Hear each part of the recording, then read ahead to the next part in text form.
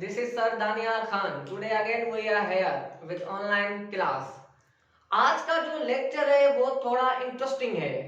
पहली बात तो ये क्योंकि वो आपकी बुक में नहीं है, लेकिन उसमें से जो कॉन्सेप्ट हैं वो कुछ इस तरह के हैं, इंटरेस्टिंग है बहुत। तो निकालिए पेन और कॉपी और सबसे पहले इसको नोट करिए जाइए। ठीक, क्लास मैट्रिक और चैप्टर नंबर 7 फिजिक्स। मैंने आपको पढ़ाया था ग्रेविटी। ग्रेविटी क्या है? जमीन के पास एक कुव्वत है, फोर्स है। वो फोर्स चीजों को अपनी तरफ अट्रैक्ट करती है, उस फोर्स का नाम है ग्रेविटी। ठीक, उसके बाद हमने आपको डिटरमाइन करवाया मास ऑफ अर्थ, और in previous class we have discussed how we can determine the value of g, जिसको हम कहते हैं ग्रेविटेशनल फील्ड स्ट्रेंथ। वो किसके बराबर है? G is equal to capital G me mass of earth और रेडियस का स्क्वायर। आज जो हम पढ़ने जा रहे हैं वो कुछ इस तरह से है कि factor affecting the value of G। वो कौन से फैक्टर हैं जो G की वैल्यू पर इफेक्ट करते हैं? मैंने आपको कल बताया था, जैसे जैसे आप जमीन से ऊपर जाएंगे वैल्यू ऑफ G जो 9.8 मीटर पर सेकंड स्क्वायर है वो डिक्रीज होना शुरू हो जाएगी। नंबर 2, जैसे जैसे आप जमीन के अंदर जाएंगे, डेप्थ में जाएंगे, तो इसकी वैल्यू भी क्या होगी? डिक्रीज होगी। अब इसके what is the reason behind this that why the value of G is decreasing with radius? इसके क्या इफेक्ट हैं आज हम उनको डिस्कस करेंगे। सबसे पहले है earth is not uniformly dense. ये जो अर्थ आप पढ़ते हैं ना सर्कुलर टाइप की, असल में ऐसा कुछ भी नहीं है। अर्थ सर्कुलर नहीं है, स्फीयर नहीं है। परफेक्ट स्फीयर जो होता है उसकी जो डेंसिटी होती है हर पॉइंट पर वो सेम होती है। ये जो मार्कर है ये सिलेंड्रिकल टाइप है, हर पॉइंट पर इसकी डेंसिटी क्या होगी? सेम होगी। लेकिन अर्थ हम आपको पढ़ाते हैं कि स्फेरिकल है, ये हमने एज्यूम किया हुआ है, लेकिन असल में जो अर्थ है वो कुछ इस तरह से है, इलिप्टिकल।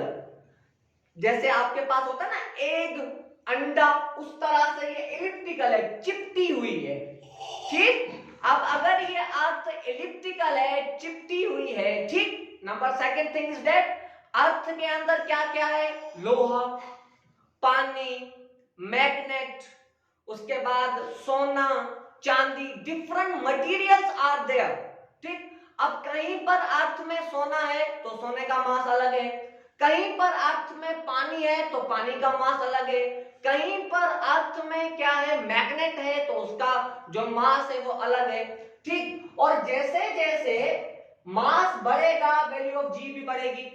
सपोज करें एक जगह जमीन है, उसके अंदर सोना है, उसका मास ज्यादा है, तो उस पॉइंट पर वैल्यू ऑफ G भी क्या होगी? ज्यादा। कहीं पर जमीन के अंदर पानी है, अब पानी का मास, मिसाल की बात है, गोल्ड के मास से कम है, तो वहां वैल्यू ऑफ G भी क्या होगी? कम होगी। ये इस वजह से क्योंकि earth is not perfect sphere. ये परफेक्ट स्फीयर नहीं है। Earth is not uniformly dense, ये यूनिफॉर्मली डेंस नहीं है। इस वजह से वैल्यू ऑफ G क्या होते थे? कम ज्यादा, कम ज्यादा। ठीक, number second thing is that earth is not spherical.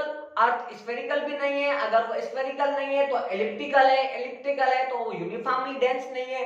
अगर वो यूनिफॉर्मली डेंस नहीं है दैट मीन हर जगह जो मास है वो होता है चेंज, और उस मास के चेंज की वजह से वैल्यू ऑफ G भी क्या होती रहती है? चेंज होती रहती है। ठीक, number second thing is that, अब देखें सेंटर से बाउंड्री तक का जो डिस्टेंस होता है इसको हम कहते हैं रेडियस। क्या कहते हैं? Radius. Because earth is not uniformly dense, ये एलिप्टिकल है, तो इसके बनते हैं दो रेडियस। एक है पोल, सेंटर से लेकर यहां तक का डिस्टेंस, इसको हम कहते हैं पोल, और इसको हम कहते हैं पोलर रेडियस। और यहां से लेकर यहां तक का जो डिस्टेंस है इसे हम कहते हैं इक्वेटर, और ये जो डिस्टेंस है इसे हम कहते हैं इक्वेटोरियल डिस्टेंस। ठीक, और आपको एक इंटरेस्टिंग बात बता दूं, ये जो पोल और रेडियस, इक्वेटर, पोल और इक्वेटर के बीच का जो डिस्टेंस है ये 21 किलोमीटर का इनमें डिफरेंस है। कितना? 21 kilometre. Number second thing is that g is inversely proportional to radius के स्क्वायर के। अगर रेडियस कम होगा तो वैल्यू ऑफ g ज्यादा होगी, अगर रेडियस ज्यादा होगा वैल्यू ऑफ d कम होगी। ठीक, अब ये वाला रेडियस अगर ज्यादा है, ये वाला रेडियस कम है, अगर पोलर रेडियस कम है तो वैल्यू ऑफ g यहां पर क्या होगी, ज्यादा। अगर इक्वेटर रेडियस ज्यादा है तो वहां पे वैल्यू ऑफ g क्या होगी, कम होगी, डिक्रीज होगी। इसलिए मैंने यहां लिखा है equator radius is greater than polar radius. ठीक, so value of g is greater at pole. Pole पर वैल्यू ऑफ g ग्रेटर है क्योंकि ये डिस्टेंस कम है। इक्वेटर पे वैल्यू ऑफ g,